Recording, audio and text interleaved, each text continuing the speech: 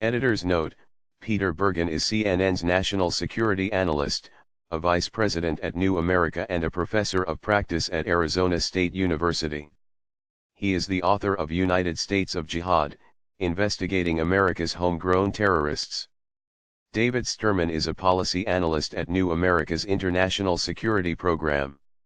CNN: On Sunday, President Donald Trump issued a proclamation updating his administration's travel ban policy to apply American travel restrictions to citizens of 8 countries: Chad, Iran, Libya, North Korea, Somalia, Syria, Venezuela, and Yemen. As with 2 earlier versions of the travel ban, this most recent version would not have prevented a single death from jihadist terrorism in the United States since 9/11. According to research by New America, 13 militants have committed an act of deadly violence inspired by jihadist ideology in the United States since 9/11.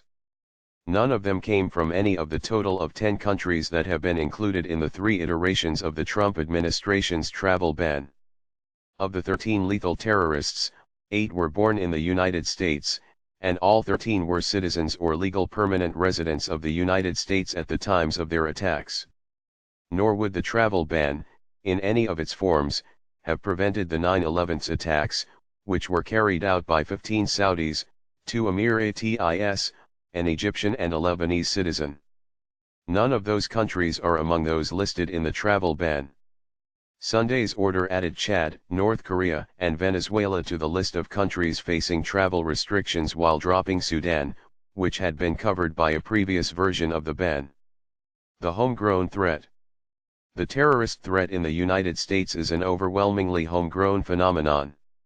85% of the 418 militants charged with terrorism-related crimes in the United States since 9/11 are citizens or legal permanent residents, and just under half were born American citizens. A U.S. Department of Homeland Security report leaked earlier this year shows that the department itself came to the same conclusion when it considered which citizens of which countries posed a threat. The report stated that citizens of the original travel ban countries were rarely implicated in U.S.-based terrorism, an assessment that's quite unlikely to be changed by the inclusion of Chad, North Korea, and Venezuela. The new travel ban portrays the selection of banned countries as the result of a review process around the world that identified these countries as having insufficient security measures or that are unwilling or unable to cooperate with the United States on security. However, the Trump administration has given little reason to trust its review process or assessments when it comes to the travel ban and immigration policy. The first travel ban in late January was rolled out in a rush that met with legal challenges and caused disruptions at airports. Since that first rollout, key White House policy advisor Stephen Miller has cited misleading statistics on the number of terrorists from travel ban countries in which he included non-terrorism cases and individuals who had never set foot inside the United States before their extradition for trial on terrorism charges. When the administration rolled out its second version of the travel ban, the Department of Homeland Security provided as justification the case of Mohammed Osman Mohammed, who was convicted of plotting to attack a Christmas tree lighting in Portland, Oregon, in 2010. While Mohammed was born in Somalia, his case does not support the travel ban. He came to the United States as a young child more than a decade before he became radicalized here and carried out his plot, and it was his father who provided the tip to police regarding his militant activity. It is possible that the DHS review revealed real insufficiencies in the listed countries' security measures that required reforms.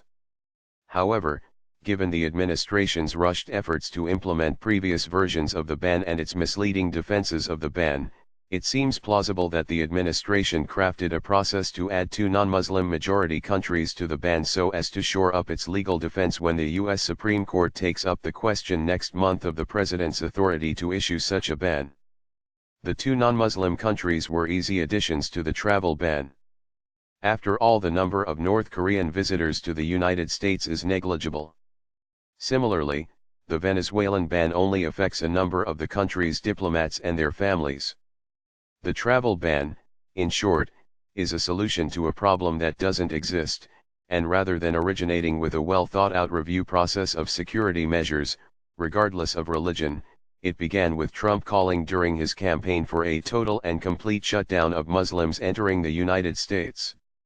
Try as his advisors might, the shadow of that initial motivation hangs over their attempts to craft a ban that meets legal scrutiny. View on CNN.